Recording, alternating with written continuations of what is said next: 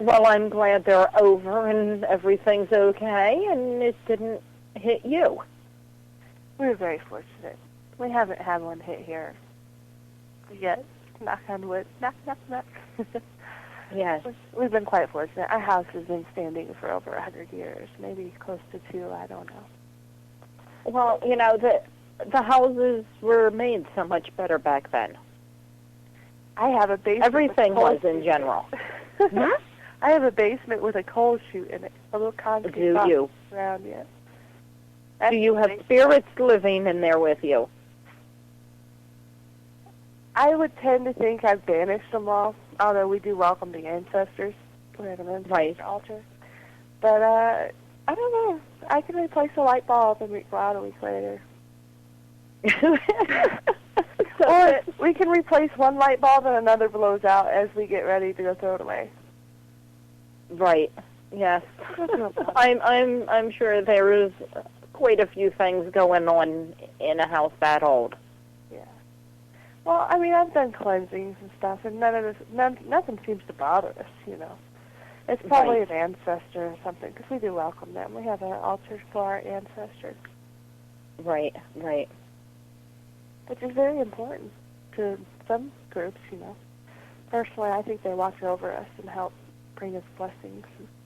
Definitely had a lot of blessings lately. Yes, you have. Weird. I'll put food on the ancestor altar for them, and it won't mold. And how did the thing with the weekly TV thing come about?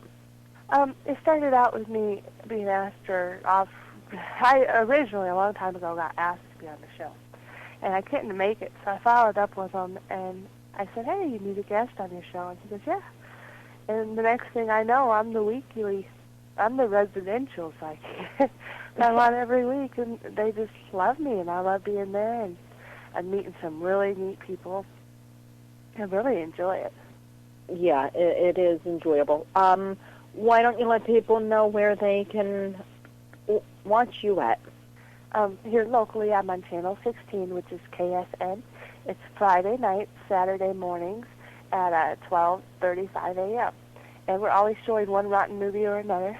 It's called Rotten Movies. And it's kind of like, do you remember Mystery Science Theater 3000? Yes. It is a lot like that. Okay.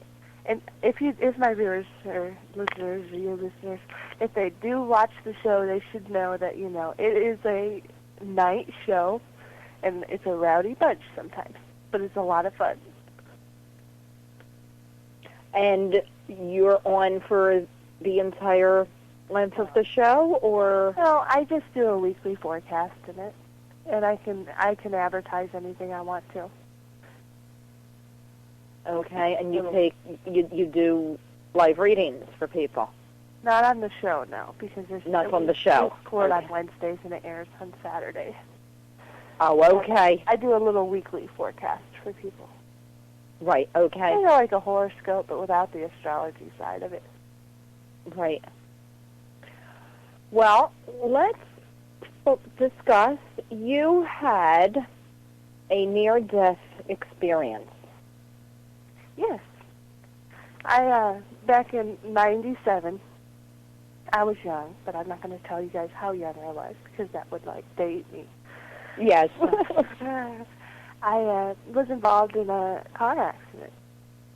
You know, I was getting ready to go into the military. It was July 2nd or 3rd. I don't remember. It's kind of hazy, that whole area.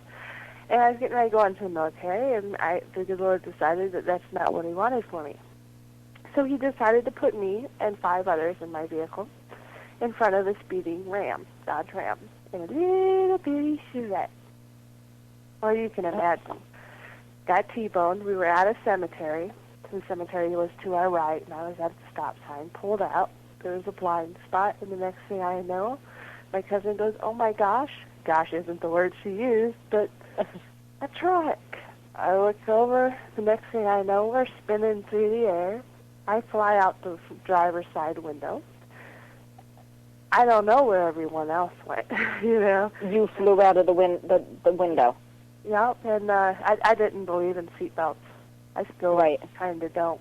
Except, Me neither. I think it should be a matter of choice, but we won't get into that. I'll let you know that if I had been wearing one, I would have been tar.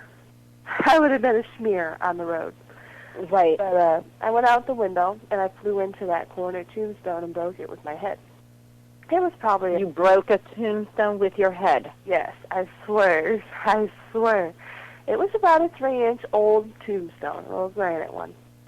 And the car landed on top of a 16-year-old kid. This was in Monette, Missouri. And the kid's brother was 15. I remember looking over at him and watching him flip the car up off his brother.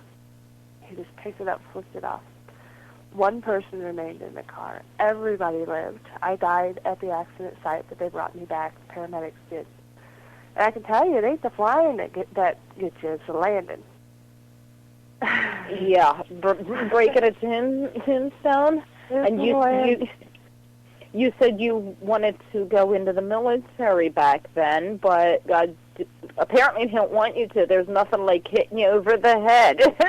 There's no way you can get out of the military except getting hit in the head with blunt objects. Right. And to get the message a point, you literally got hit in the head. Yeah, I had tried to run from my gifts, though. The thing was, is when I was 15, I lost my best friend on her 16th birthday because I shook her hand and I saw something really bad happening. I said, Melissa, if you forget something, don't go back for it. It's going to cost you your life. A few months to the day later, she forgot her gym shorts. And it was icy roads in Michigan, and she got in a car wreck and died. She got a little blow. Oh, my gosh. You win some and you lose some. But at that point, I lost, and it hurt my feelings, and I ran. I ran right. at 97, and I didn't want nothing to do with my gifts. Gift? What's that? Even though I still had it, I just kind of bottled it up. I quit. I wouldn't shake nobody's hand, wouldn't let them touch me. I still don't like people touching me. Because you get images. Yeah. Upon touch. Usually the bad ones. Yeah. It's usually the bad ones I get. But, after my car wreck, we can go into what I experienced there later when you want to. But after my car wreck, I woke up in the hospital. I didn't know who I was, where I was, what had happened. All I knew was my clothes were all stained on one side. I had grass stains going all the way down my clothes on one side and blood. And I knew that, and my head hurt, and I signed myself out of hospital, and I went home. You did? Disorders. Oh, yeah. I don't like hospitals. I knew that. I didn't know who I was, but I knew that.